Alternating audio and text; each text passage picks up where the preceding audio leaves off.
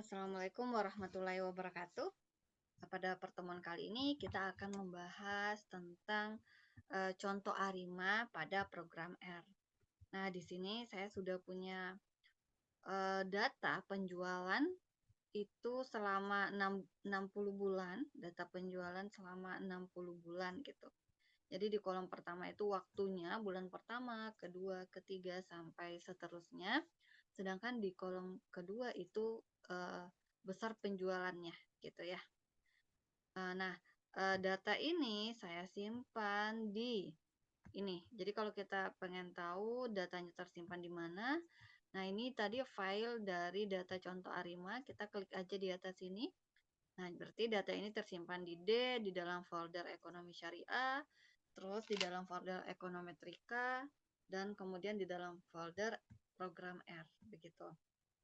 Nah, di sini saya akan buka program R.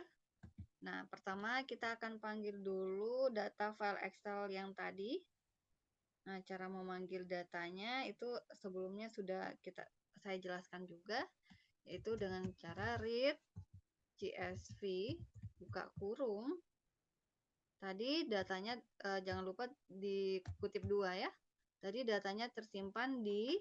Nah, jadi kalau kita tidak mau capek ngetiknya, tinggal kita klik di sini dan kita copy. Kita copy ke sini.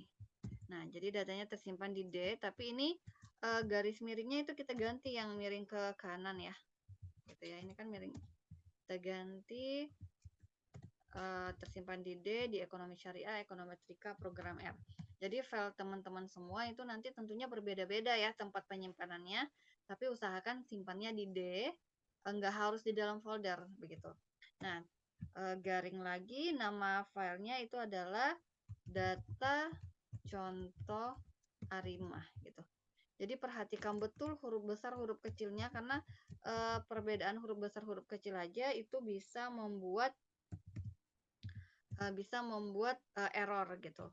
Nah, nama filenya data contoh arima.csv karena filenya tadi dalam bentuk CSV. Kita tutup lagi, terus kita tulis hit sama dengan true gitu. Nah, kenapa hit sama dengan true? Karena tadi kita ambil kepalanya, kepala dari Excelnya itu kan tadi ada di baris pertama itu ada waktu dan penjualan. Jadi itu kita anggap true gitu. Dan agar data kita rapi, kita pakai fungsi set sama dengan kutip titik 2 titik koma terus kutip lagi. Setelah itu kita tutup kurung. Nah, ini kita coba run Ctrl R. Nah, ini ya datanya. Data penjualan tadi. Nah, ini waktu penjualan ya. Nah, ini dia tadi datanya. Nah, data ini untuk di program R-nya, ini kan datanya sudah kita panggil, tetapi untuk di program R-nya kita harus kasih nama juga. Nah, saya kasih nama data 1 ya, data 1 tanda kecil dari strip gitu. Jadi jangan sampai salah tandanya. Nah, ini berarti nama data ini di R itu adalah data 1. Selanjutnya untuk di data time series-nya, oke, di data time series-nya itu untuk data TS, berarti data time series, itu yang akan dibaca itu adalah data 1. Jadi filenya tadi namanya data 1, bukan nama file Excel-nya ya, tetapi nama data ini di program R. Berarti data 1, terus kolom yang akan kita gunakan itu adalah kolom penjualan. Nah, untuk penjualannya jangan sampai salah hurufnya, karena tadi hurufnya huruf kecil, maka penjualan P-nya P kecil gitu. Nah, ini kita run lagi. Untuk run itu bisa kalian gunakan Ctrl R. Kemudian kita ingin melihat, coba kita ingin tampilkan data awalnya saja. Jadi kalau kita ingin menampilkan data awal, berarti hit dalam kurung data TS. Nah, kita run lagi.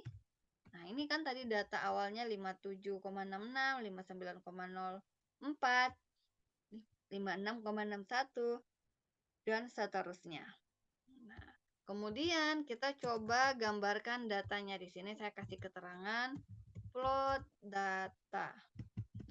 Nah, untuk menggambarkan data itu fungsinya adalah TS titik plot gitu ya. Dalam kurung tadi nama data kita itu adalah data TS gitu.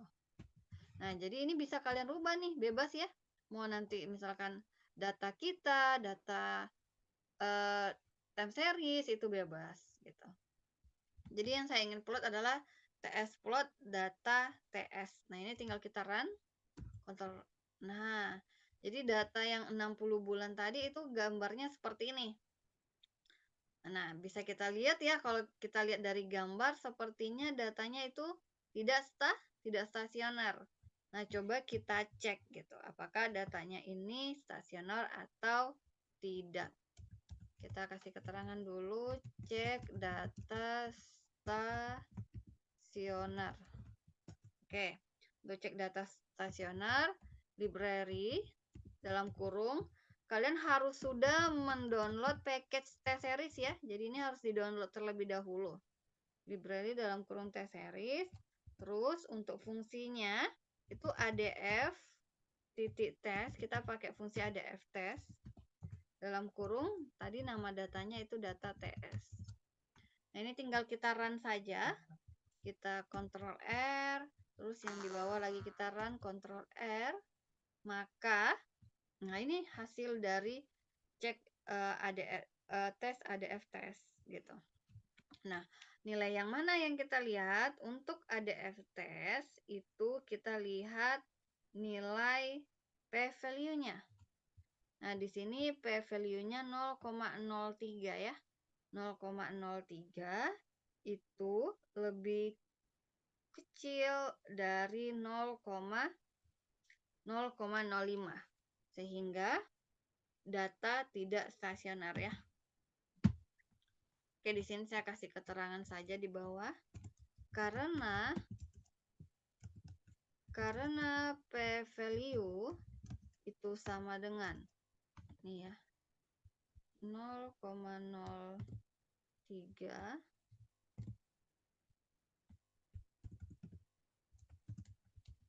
itu sama dengan 0,03 lebih kecil dari 0,05 maka data tidak stasioner sehingga dibutuhkan diferensi gitu. Jadi dia akan stasioner jika p-value-nya itu lebih besar dari 0,05. Oke. Nah, kita coba melakukan proses diferensi yaitu dengan fungsi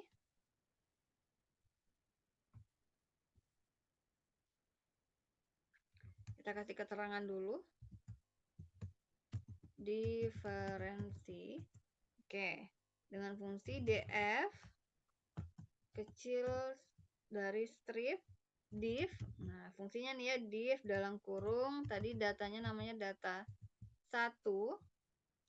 Terus dolar kolomnya itu kolom penjualan yang mau kita diferensi. Kemudian kita ingin melakukan diferensi sekali ya. Diferensi sama dengan 1 kalau itu kita ingin melakukan diferensi satu kali. Tapi kalau 2 kali, 3 kali tinggal kalian ganti saja angkanya. Terus kita di bawahnya lagi TS plot. Kita ingin memplot itu DF. Kenapa DF? Karena data yang kita diferensi. Nah, ini kita run.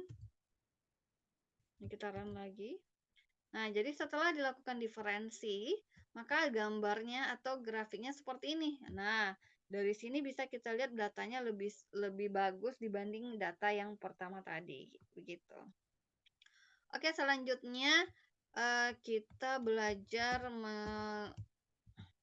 mencari ACF, grafik ACF ya, dan PACF. Nah, untuk fungsinya, berarti kalau fungsi ACF, berarti ACF dalam kurung, tadi datanya data TS ya. Nah, ini contoh saja. Kalau ini kan contoh saja jika datanya tidak stasioner. Nah, sekarang kita lakukan ACF, kita pakai data yang awal, data TS. Itu kita run. Nah, ini grafik dari ACF-nya. Nah, bisa kita lihat bahwa dia di leg yang ketiga, itu sudah cut off gitu ya. Nah, sehingga kalau ACF nilai Q-nya itu adalah 3. Terus kalau untuk PACF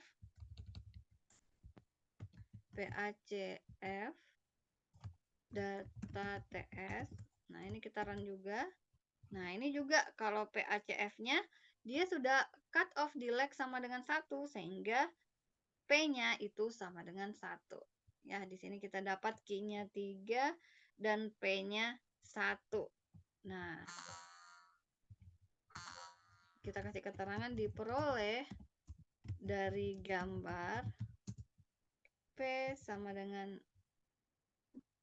1 dan Q sama dengan 3. D-nya sama dengan 0. Nah, kenapa kita pakai D0? Karena kita pakai data yang TS tadi. Sebenarnya kalian bisa pakai data yang ini juga gitu.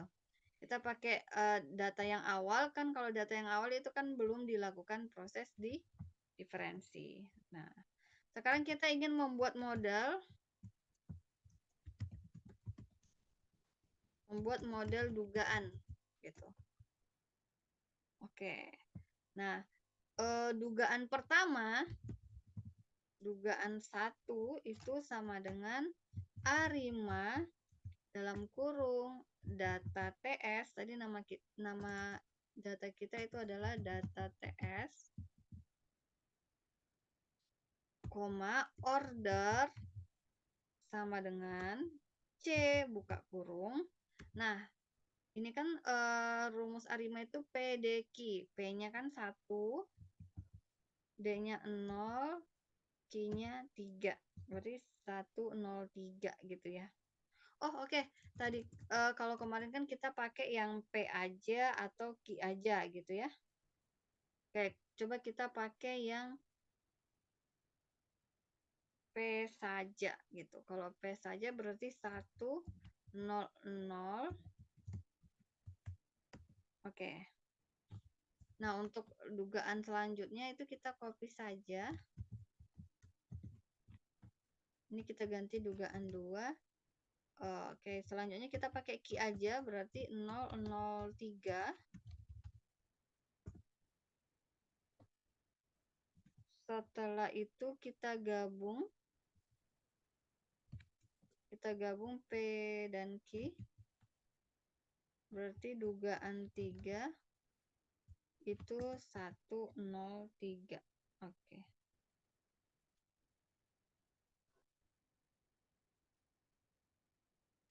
Nah, ini juga bisa ditukar ya. Oke. Kita bisa tukar menjadi seperti ini. Dugaan 4 ya. Dugaan 4 itu tadi 100, 003, 103 kita bisa buat 001 gitu. Terus selanjutnya dugaan 5-nya itu kita balik ya. Tadi kan 003 kita balik jadi 300. Nah, kita di sini punya 5 dugaan, kita ingin melihat mana dugaan yang paling bagus gitu. Dugaan terbaik. Ini tinggal kita run. Oke. Ini juga kita run dugaan 2-nya. Dugaan 3-nya di run, dugaan 4, dugaan 5. Oke. Nah, ini kita run. Selanjutnya kita akan mengecek apakah dugaan yang dibuat itu signifikan atau tidak gitu.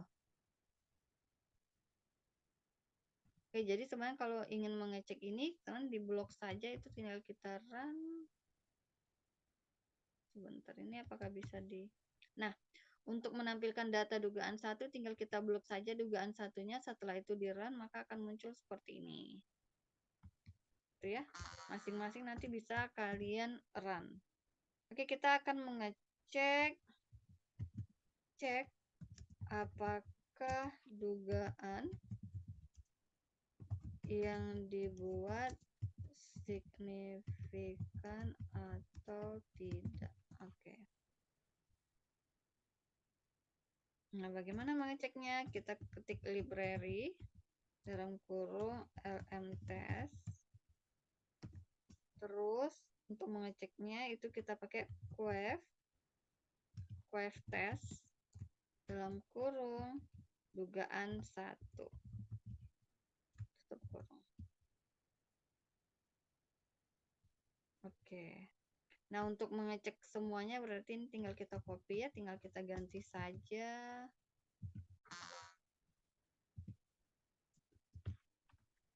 Ini dugaan 2, dugaan 3, 4, dan 5. Ini tinggal kita run. Dugaan 1.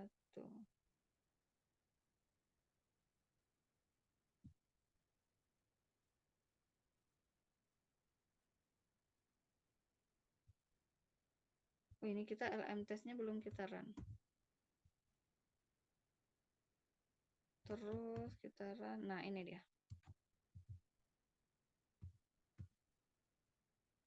Sampai dugaan 5 ya. Kita run sampai dugaan 5. Nah, untuk melihat apakah dia signifikan atau tidak, kita lihat dari nilai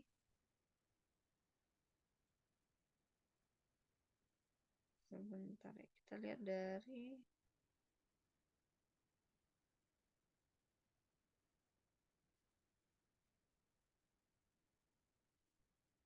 signifikan.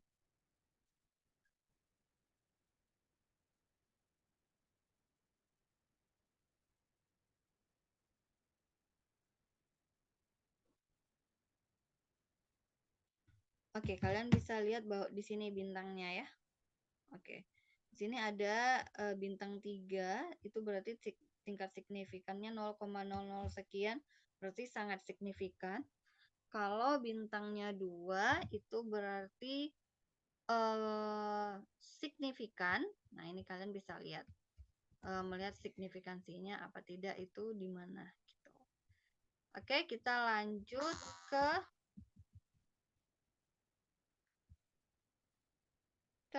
untuk melihat residualnya.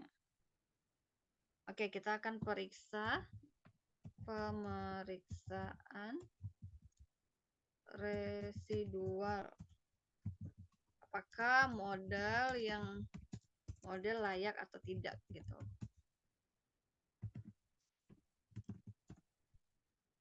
Nah, untuk rumus pemeriksaan residual itu res 1, karena yang akan dicari adalah untuk dugaan satunya.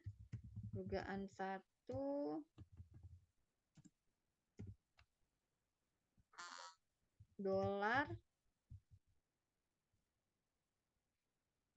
residual.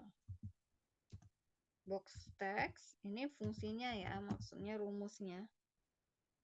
Box text dalam kurung res 1, leg sama dengan 6. Oke. Ini kita run. Juga kita run.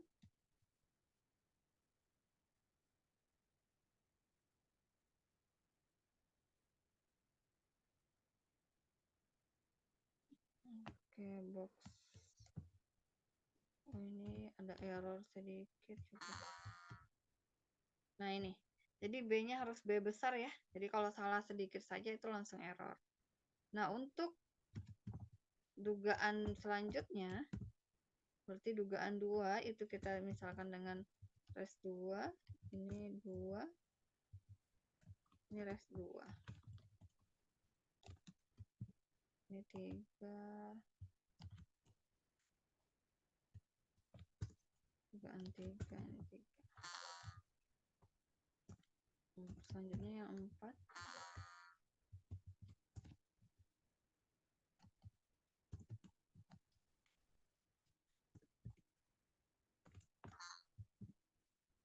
Lima.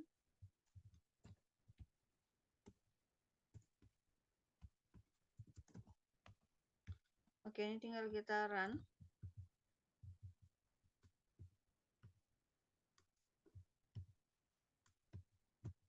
Oke, nanti penjelasannya ada di PPT ya. Nanti semua ini penjelasannya ada di PPT sehingga kalian bisa lebih paham.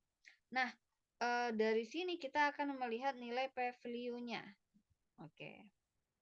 Nah, jika p-value-nya lebih besar dari alfa, maka dia galatnya tidak berkorelasi, artinya model layak.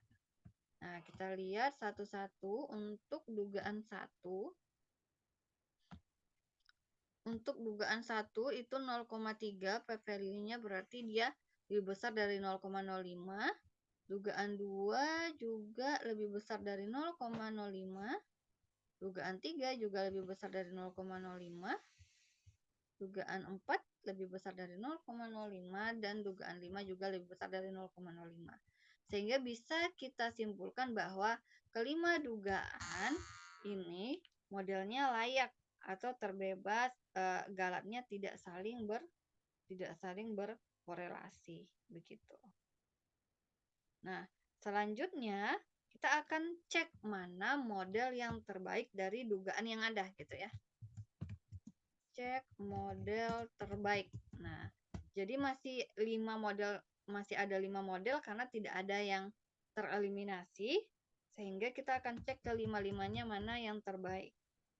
Library dalam kurung forecast. Jadi sebelumnya kalian sudah harus mendownload ini juga ya untuk package forecast. Nah, kita pakai akurasi dalam kurung dugaan 1. Nah, ini tinggal kita copy saja untuk dugaan 2.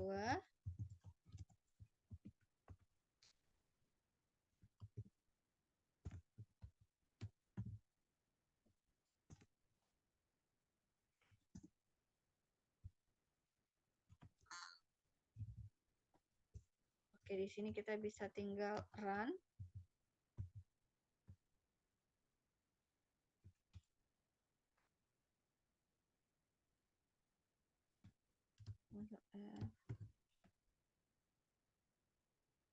Oke, ini dia ya, terlalu banyak. Oke, nah ini akurasi dari kelima model gitu. Nah, nilai yang mana yang kita lihat itu adalah nilai MSE-nya. Nah, kemarin sudah kita pelajari materinya adalah ketika MSE terkecil, maka itu adalah model yang paling bagus gitu ya. Nah, jadi kalian lihat yang ini nilai MSE-nya 1,99, ini 1,94, 1,86, 2,04 gitu. Yang 5 belum ya, yang 5 untuk dugaan 5-nya belum.